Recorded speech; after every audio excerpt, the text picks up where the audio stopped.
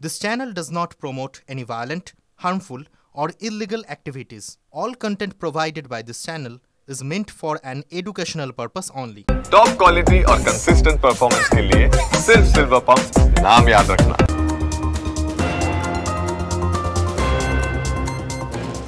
এই মুহূর্তে আরেকটা ব্রেকিং নিউজ দিয়ে আপনাদের নবান্ন অভিযানে পুলিশের উপর হামলার অভিযোগে প্রথম গ্রেপ্তার। ভিডিও ফুটেজ দেখে অভিযুক্তকে চিহ্নিত কথা বলবো আমাদের প্রতিনিধি সুজয় আমাদের সঙ্গে রয়েছে। সুজয়, যাকে গ্রেপ্তার করা হয়েছে তার বিরুদ্ধে ঠিক কি কি অভিযোগ সামনে আসছে?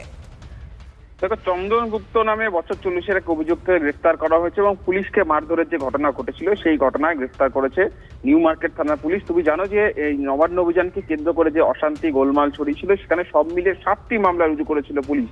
7টির মধ্যেই একটি মামলা নিউ মার্কেট থানায় দায়ের হয়েছিল, সেই মামলায় গ্রেফতার করা হয়েছে এবং মূলত সেই ঘটনা সংক্রান্ত যে সমস্ত ভিডিও ফুটেজ এবং পুলিশের যে নিজস্ব সিসিটিভি ফুটেজ, সেই সিসিটিভি ফুটেজ থেকে চিহ্নিত করা হয় এবং চিহ্নিত করার পরেই তাকে গ্রেফতার করা হয়েছে এবং আরো যারা ছিল ওই অশান্তি বা গোলমালের ঘটনার পেছনে তাদের প্রত্যেককে চিহ্নিত করা হয়েছে এবং চিহ্নিত করে তাদের খোঁজে চিরুনি তল্লাশি চালাচ্ছে লালবাজার এবং আরো একাধিক অভিযুক্ত গ্রেফতার হবে।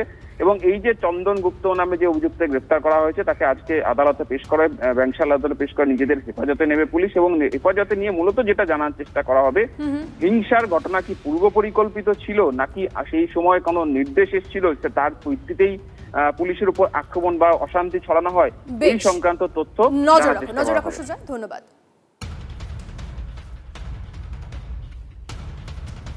নবান্ন অভিযানে পুলিশকে কটূক্তি, বিজেপি বিধায়ককে তলব। নিউ মার্কেট থানায় বিজেপি বিধায়ক অশোক দিন্দাকে তলব পুলিশের। 17 আগস্ট অশোক দিন্দাকে হাজরা দেওয়ার নির্দেশ। কেন পুলিশকে কটূক্তি জানতে চায় পুলিশ।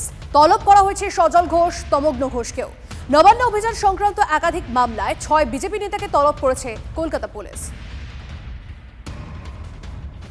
এই যে নবান্ন অভিযান, নবান্ন চলো বলে একটা কর্মসূচি জন্য কিছু লোক সোশ্যাল মিডিয়া উপর এমনি প্রচার করেছিল। এমনি কেউ আমাদেরকে কোনো রকম অ্যাপ্রোচ করেনি, কোনো ফর্মাল আমাদেরকে অ্যাপ্লাই করেনি কি আমরা এই কর্মসূচি করতে চাই। যারা প্রতিষ্ঠা ছিল তারা আরও না গিয়ে যেটা ওনাকে দেওয়া হয়েছিল সেটা না গিয়ে ডোইনা এসে তারপরে সাউথওয়ার্ড দিকে স্টার্ট করে দিল। এটা আটকানোর চেষ্টা করলো কি ভাই পুরো টাইম পড়ে যাচ্ছে আপনার থেমে যান, কিন্তু তখন কেউ কথা শুনেনি। অনেক পুলিশের উপর গালগুলো হয়েছে, মারধর হয়েছে, অনেক পুলিশকে আমাদেরকে মেরেছিল আর আমাদের কিছু পুলিশের লোক ইনজার্ডও হয়েছিল।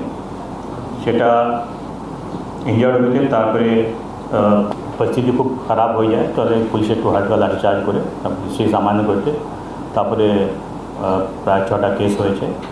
এটা আপনি বললাম। বিরোধিতা যে করবে তার এগেনস্টটা হবে, এটা আমি ভেবে নিয়েছি। 4.5 বছর আমি উপলব্ধি করতে পেরেছি। কিন্তু আমার সামনে অ্যাজ এ ইন্ডিয়ান ক্রিকেটার হয়ে, অ্যাজ এ ভারতীয় নাগরিক হয়ে আমার সামনে যদি কেউ ভারতের ফ্ল্যাগের ওপরে হাঁটাচলা করে সেটা আমি কখনোই মেনে নিতে পারবো না, কখনোই বরদাস্ত করবো না। সে যদি পুলিশ কমিশনার হয় কিংবা তার ওপরেও যদি কেউ হয়ে থাকে, আমি তাকে তখনই এটাই একটা কথাই বলবো যে পিটিয়ে ছাল তুলে দেবো যদি ভারতের ফ্ল্যাগের ওপরে তোমরা হাঁটাচলা করো। এটা পুলিশ হয়ে যদি এইগুলো সামান্য কমন সেন্স না থাকে তাহলে আর কি পুলিশ, কিসের পুলিশ? যখন যাব নিশ্চয়ই ইন্টারোগেশনের জন্য ডাকছেন, তার সাপেক্ষে যথেষ্ট তথ্য প্রমাণ জোগাড় করে রাখবেন। যে স্পটের অভিযোগ আনবেন সেই স্পটে আমার পক্ষে বিপক্ষে যদি কোনো অভিযোগ হয় তাহলে সেই ফুটেজ রেখে কথা বলবেন, সেই তথ্য রেখে কথা বলবেন।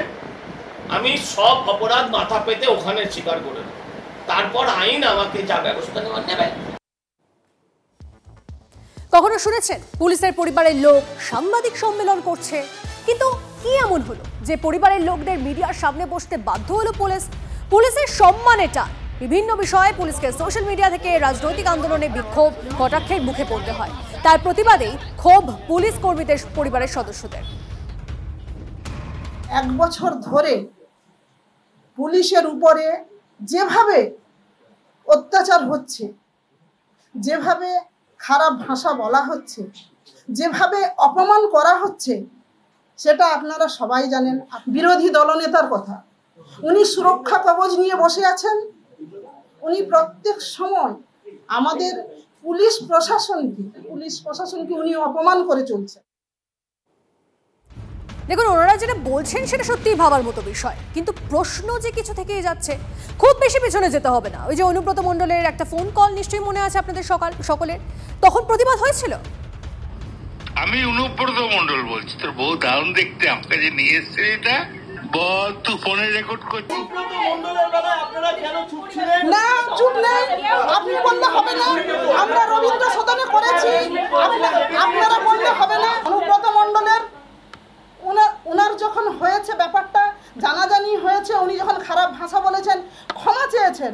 আপনার মনে হয় যে শুধু একবার ক্ষমা চাইলেই সেটা হয় না? না, কথা বলেছি তোর মাকে ইচ্ছা হচ্ছে রে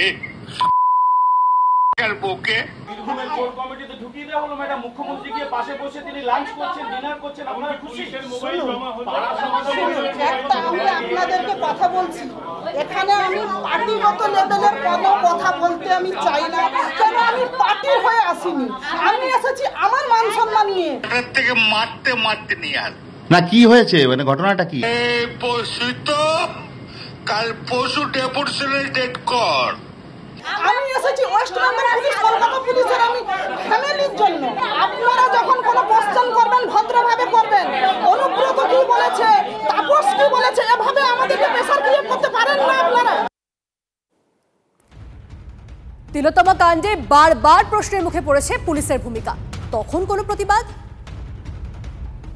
মেয়ে মৃত্যু আমাদের কাছে যতটা কষ্টদায়ক ছিল, তার থেকে বেশি কষ্টদায়ক ছিল পুলিশের অত্যাচার। পুলিশের উপর ভরসাটা রাখবো, সেই পুলিশ কি সেই জায়গাটা আমাদের কাছে রেখেছিল? এবং 4 দিন যে সময় পেয়েছিল, পুলিশ সেই কাজটা কি একটুও করেছে?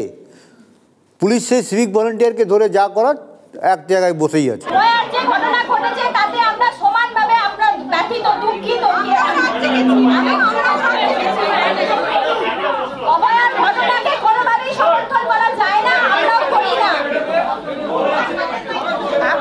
আপনারা কি মনে করেছেন অভয়ার কাণ্ডকে আমরা মানছি? কোনোদিন না। এই কিছুদিন আগের কথা, চাকরিহারাদের আন্দোলন, শিক্ষকদের বুকে পেটে লাথি, কাজ করায় সেই পুলিশ। ধরে রেখে একজন পুলিশ এক জায়গায় 3টে মেরেছে, পিছন দিকের পায়ে 2টো, এখানে একটা। পুলিশরা আপনাদের রক্ষাকর্তা, পুলিশরা জনগণের রক্ষাকর্তা, পুলিশ কারো গায়ে হাত দিতে পারেন না। আপনারা ভুল বলছেন, পুলিশদের কর্তব্য মানুষকে রক্ষা করা, পুলিশকে মারা নয়, আপনাদের মতো মানুষকে মারা নয়। আপনারা রীতিমতো অপমান করছেন। দিনের আমার ছোটবেলা থেকে প্রচেষ্টা, আজ এখানে এসে ওদের লাথি খাবো। যারা নিজের দায়িত্ব রয়েছে রক্ষা করছে, যারা যে থানায় থেকে, যে গার্ডে থেকে, তাদেরকে আপনারা জিজ্ঞাসা করুন। এটা তো নট আওয়ার লুক আউট, এটা আমরা ফ্যামিলি, আমরা পরিবার। জুৎসই উত্তর দিতে পারলেন কি? পুলিশ পরিবারের সদস্যরা নিজেদের সম্মানের কথা বলছেন, আর জনতার সম্মান? পুলিশ পরিবারের সদস্যরা বিরোধী দলনেতার কটাক্ষ নিয়ে প্রশ্ন করছেন, করতেই পারেন, কিন্তু শাসক দল থেকেও যে কটাক্ষ আসে, কটাক্ষের উত্তর দিতে বসেছিলেন। পাল্টা প্রশ্ন যে আসতে পারে সেটা কি ভাবেননি তারা? পাল্টা প্রশ্নের উত্তর খুঁজে পেলেন না বলেই কি 25 মিনিটে গুটিয়ে গেল সাংবাদিক সম্মেলন? তবে এই সম্মেলনে সম্মান ফিরে পাওয়া গেল কি? ওগুলো পুলিশের পরিবার নয়। শান্তনু সিনহা বিশ্বাস যে মমতার বাড়িতে বাজার করে, ওই ওয়েলফেয়ার অফিস থেকে সাজিয়ে গুছিয়ে কিছু লোককে নিয়ে এসেছিল, ভন্ডুল হয়ে গেছে, ছুটে পালিয়েছে। যেখানে যাবে তাড়া করা হবে, ওয়ান সাইডেড হবে না। পুলিশ মন্ত্রী নিজে ব্যর্থ, উত্তর দেওয়ার মতন যোগ্যতা হারিয়ে ফেলেছেন বলে তিনি পুলিশ কর্মী অথবা অফিসার তার স্ত্রীদের রাজনীতির অঙ্গনে টেনে নিয়ে আসলেন। এটা খুব সমীচীন হয়েছে বলে মনে হয় না। তবে পুলিশ আধিকারিকদের যে ভাষাতেই হোক, যেভাবে নিন্দা করা হচ্ছে, ঘোরতর বিরোধিতা করা উচিত।